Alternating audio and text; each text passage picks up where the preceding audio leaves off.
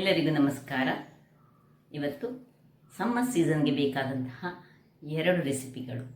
ಒಂದು ಪುದೀನ ಎಲೆಯನ್ನು ಬಳಸಿ ಮಾಡಿದಂತಹ ಒಂದು ಪಾನೀಯ, ಅದಕ್ಕೆ ಕುಲ್ಕಿ ಅಂತ ಕರಿತೇವೆ. ಅಂದರೆ ಅದನ್ನು ಮಿಕ್ಸಿಯಲ್ಲೇ ಯೂಸ್ ಮಾಡಿ ಏನು ಮಾಡಲಿಕ್ಕಿಲ್ಲ. ಒಂದು ಗಾಜಿನ ಬಾಟ್ಲಿ ಇದ್ದರೆ ಸಾಕು, ನೀವು ಒಂದು ರುಚಿಕರವಾದ ಹಾಗೂ ಆರೋಗ್ಯದಾಯಕವಾದ ಒಂದು ಪಾನೀಯವನ್ನು ತಯಾರಿಸಬಹುದು. ಬೇಸಿಗೆಯಲ್ಲಿ ಈ ಕಡು ಬಿಸಿಲಿನಲ್ಲಿ ಇಂತಹ ಪಾನೀಯಗಳು ನಮ್ಮ ಆರೋಗ್ಯವನ್ನು ಹೆಚ್ಚಿಸುವಲ್ಲಿ ಮತ್ತು ನಮ್ಮ ದೇಹವನ್ನು ಕೂಲಾಗಿಡುವಲ್ಲಿ, ಅಂದರೆ ತಂಪಾಗಿಡುವಂತೆ ಅದು ಸಹಕರಿಸುತ್ತದೆ.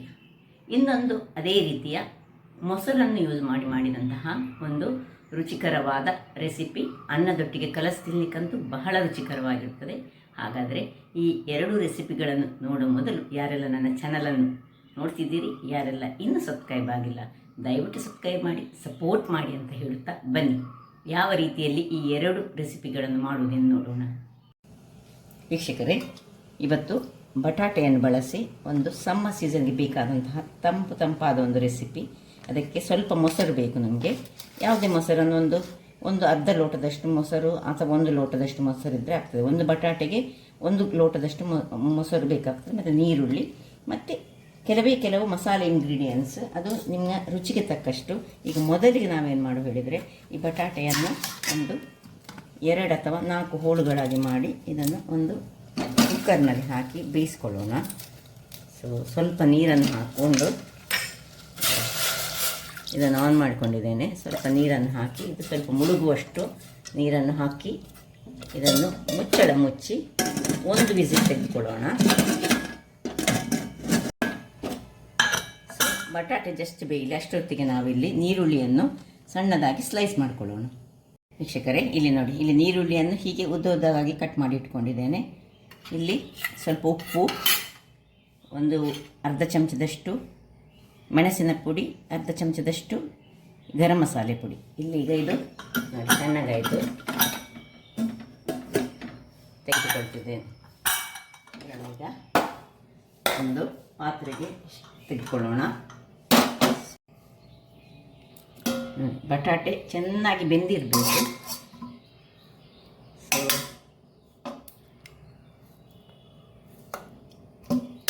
ಇದರ ಸಿಪ್ಪೆಯನ್ನು ಮೊದಲಿಗೆ ತೆಗೆದುಕೊಳ್ತೇನೆ. ನಾನೆಲ್ಲ ಸಿಪ್ಪೆಯನ್ನು ತೆಗೆದುಕೊಂಡು ನಿಮಗೆ ತೋರಿಸ್ಕೊಡ್ತೇನೆ. ವೀಕ್ಷಕರೇ, ಇಲ್ಲಿ ನೋಡಿ, ಸಿಪ್ಪೆ ತೆಗೆದ ಮೇಲೆ ಇದನ್ನು ಹೀಗೆ 4 ಭಾಗಗಳಾಗಿ ಸಣ್ಣದಾಗಿ ಕಟ್ ಮಾಡ್ಕೊಳ್ಳೋಣ.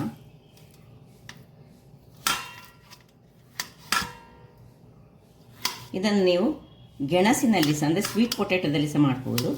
ಅದು ಸಹ ಚೆನ್ನಾಗಿ ಬರ್ತದೆ, ಸ್ವಲ್ಪ ಸ್ವೀಟ್ನೆಸ್ ಬರ್ತದೆ ಅದಕ್ಕೆ. ಆಲ್ರೆಡಿ ನಾವು ಮೊಸರನ್ನು ಇದಕ್ಕೆ ಯೂಸ್ ಮಾಡ್ತಿದ್ದೇವೆ.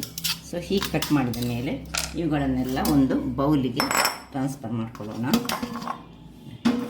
ಇನ್ನು ಇದಕ್ಕೆ ರುಚಿಗೆ ತಕ್ಕಷ್ಟು ಉಪ್ಪನ್ನು ಹಾಕ್ಕೊಳ್ತಿದ್ದೇನೆ ನಾನು. ಉಪ್ಪನ್ನು ಸ್ವಲ್ಪ ಹೀಗೆ ಮಿಕ್ಸ್ ಮಾಡ್ಕೊಳ್ಳೋಣ. ಇನ್ನು ನೀರುಳ್ಳಿಯನ್ನು ಹಾಕೊಳ್ಳೋಣ.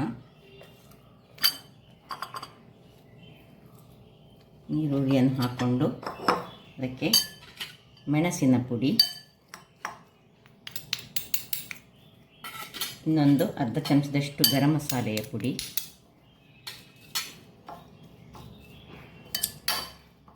ಇಷ್ಟನ್ನು ಹಾಕ್ಕೊಂಡು ಚೂರು ಹಿಂಗು, ಒಂದು ಪಿಂಚ್ ಆಫ್ ಹಿಂಗನ್ನು ಹಾಕೊಳ್ಳೋಣ. ಇಷ್ಟನ್ನು ಹಾಕಿ ತಿರುಗಿಸಿದ ಮೇಲೆ ಈಗ ಮೊಸರು ಏನುಂಟು, ಮೊಸರನ್ನು ನಾವು ಇದಕ್ಕೆ ಮಾಡ್ಕೊಳ್ತಿದ್ದೇನೆ.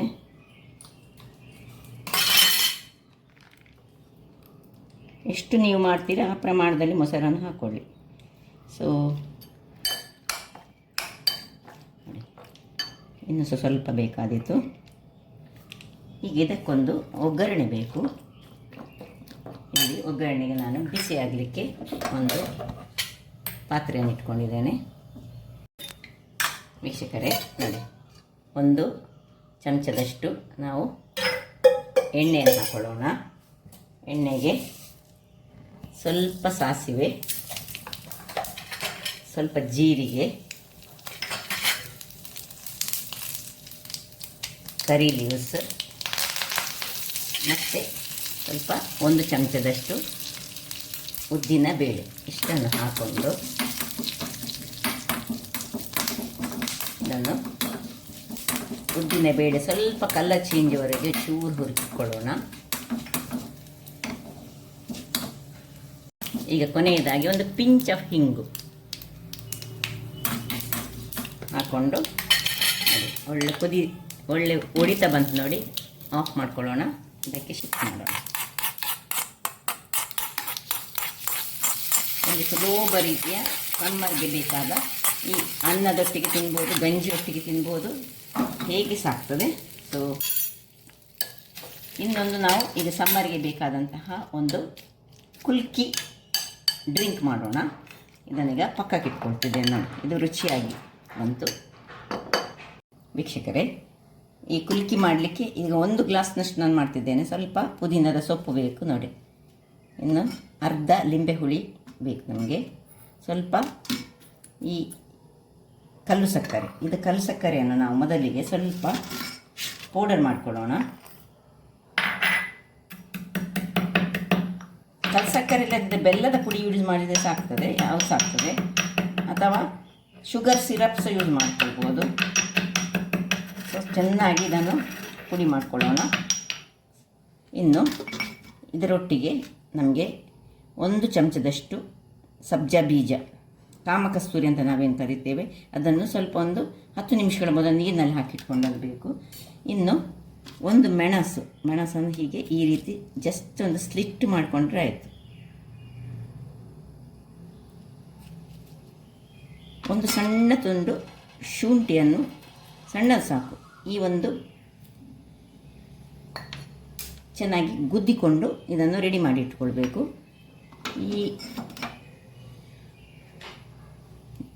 ಇದನ್ನು ಲಿಂಬೆ ಹುಳಿಯನ್ನು ಅರ್ಧ ಸಾಕು ನಮಗೆ.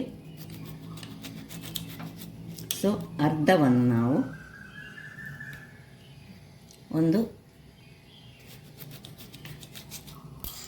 ಈಗ ನಮಗೆ ಬೇಕಾದದ್ದು ಒಂದು ಬಾಟಲ್, ಗಾಜಿನ ಒಂದು ಬಾಟ್ಲ್ ಬೇಕು. ಇದನ್ನು ಏನು ಮಿಕ್ಸಿಯನ್ನು ಯೂಸ್ ಮಾಡ್ತಾ ಇಲ್ಲ ನಾವು, ಖಾಲಿ ಗಾಜಿನ ಬಾಟ್ಲಲ್ಲಿ ಹಾಕಿಕೊಂಡು ಮಾಡುವಂತಹ ಒಂದು.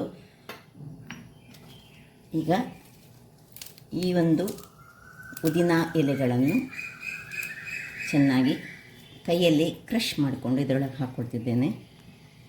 ಇನ್ನು ಈ ಸ್ಲಿಟ್ ಮಾಡಿದಂತಹ ಮೆಣಸು ಮತ್ತು ಲಿಂಬುವಿನ ಜ್ಯೂಸ್, ಇದರಲ್ಲಿ ಬೀಜವನ್ನು ತೆಗೆದುಕೊಂಡು ನೀವು ಬೇರೆ ಜ್ಯೂಸನ್ನು ತೆಗೆದಿಟ್ಟುಕೊಂಡು ಮಾಡಿದರೆ ಸಾಕ್ತದೆ, ಅಥವಾ ಸಿಹಿಗೆ ಮಾಡಿದರೆ ಸಾಕ್ತದೆ. ಮತ್ತು ಆ ತುಂಡನ್ನು ಅದರೊಳಗೆ ಹಾಕ್ಕೊಳ್ಬೇಕು. ಇನ್ನು ನಾವು ಏನು ಪೌಡರ್ ಮಾಡಿದ್ದೇವೆ,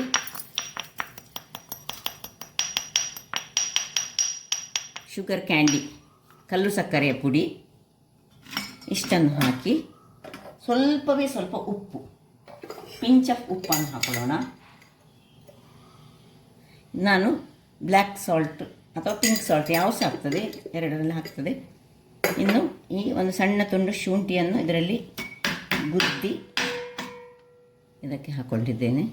ಇನ್ನು ಬಿಸಿ ತಣ್ಣಗಾದ ನೀರು, ಸ್ವಲ್ಪ ನೀರನ್ನು ಹಾಕ್ಕೊಂಡು ಇದನ್ನು ಚೆನ್ನಾಗಿ ಈಗ ಹೀಗೆ ಶೇಕ್ ಮಾಡಿ ಕುಲುಕಿಕೊಳ್ಬೇಕು. ಇದಕ್ಕೆ ಕುಲುಕುವುದಕ್ಕೋಸ್ಕರ ಇದಕ್ಕೆ ಕುಲ್ಕಿ ಅಂತ ಕರೀತಾರೆ.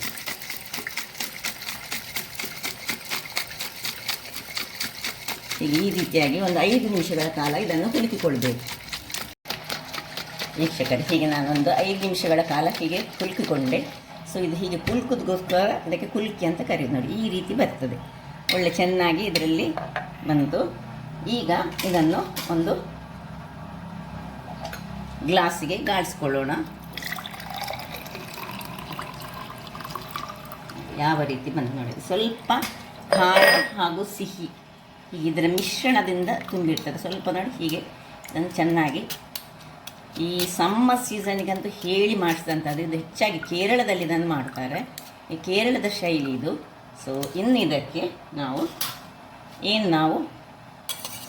ಈ ಸಬ್ಜಾ ಬೀಜ ಇದನ್ನು ನೀರಿನಲ್ಲಿ ಹಾಕ್ಕೊಂಡಿದ್ದೇವೆ, ಅದನ್ನು ಇದಕ್ಕೆ ಹಾಕ್ಕೊಂಡು ಕರಗಿಸಿಕೊಂಡು ಕುದ್ರೆ ಮಾತ್ರ ಗಾಜಿನ ಬಾಟಲನ್ನೇ ಯೂಸ್ ಮಾಡಿಕೊಳ್ಳಿ, ಅಥವಾ ನೀವು ಗ್ರೈಂಡ್ ಮಾಡ್ಬೋದು. ಈ ಪುದೀನ ಎಲೆಗಳನ್ನು ನೀವು ಜಜ್ಜಿ ಸಹ ನೀವು ಮಾಡ್ಕೊಳ್ಬೋದು, ಹಾಗೆ ಸಹ ಆಗ್ಬೋದು. ನೋಡಿ, ಬಹಳ ಟೇಸ್ಟಿಯಾದ ಹಾಗೂ ಆರೋಗ್ಯಭರಿತವಾದ ಒಂದು ಡ್ರಿಂಕ್ ರೆಡಿ ಆಯಿತು. ಸೊ ಇದಕ್ಕೆ ಅವ್ರು ಕುಲ್ಕಿ ಅಂತ ಕರೀತಾರಂತೆ. ಈ ಸೆಕೆಗೆ ಬಹಳ ಉತ್ತಮವಾದದ್ದು. ಇಲ್ಲೀಗ ಪೊಟ್ಯಾಟೋದಿಂದ ಮಾಡಿದಂಥ ಬಟಾಟೆಯಿಂದ ಮಾಡಿದಂತಹ ಒಂದು ಸಮ್ಮರ್ ಸೀಸನ್ನ ರೆಸಿಪಿ ರೆಡಿಯಾಗಿದೆ. ಇದಕ್ಕೆ ಸ್ವಲ್ಪ ಕೊತ್ತಂಬರಿ ಸೊಪ್ಪನ್ನು ಉರಿಸ್ಕೊಳ್ಳೋಣ. ಸೊ ನೋಡಿದ್ರಲ್ಲ ವೀಕ್ಷಕರೇ, ಈ ಸಮ್ಮರ್ ಸೀಸನ್ನಲ್ಲಿ ಎಷ್ಟು ನಮ್ಮ ಬಾಡಿಯನ್ನು ನಾವು ಕೂಲಾಗಿಟ್ಟುಕೊಂಡಷ್ಟು ಬಹಳ ಉತ್ತಮ, ನಾವು ಆರೋಗ್ಯಭರಿತವಾಗಿರ್ತೇವೆ. ಹಾಗಾಗಿ ಈ ರೆಸಿಪಿಗಳು ನಿಮಗೆ ಇಷ್ಟ ಆದರೆ ಬೋಳೂರು ಸುವರ್ಣ ಚಾನಲನ್ನು ಲೈಕ್ ಮಾಡಿ, ಶೇರ್ ಮಾಡಿ ಹಾಗೂ ಸಬ್ಸ್ಕ್ರೈಬ್ ಮಾಡಿ ಹಾಗೂ ನನ್ನ ಇನ್ಸ್ಟಾಗ್ರಾಮ್ ಪೇಜನ್ನು ಫಾಲೋ ಮಾಡಿ. ಧನ್ಯವಾದಗಳು.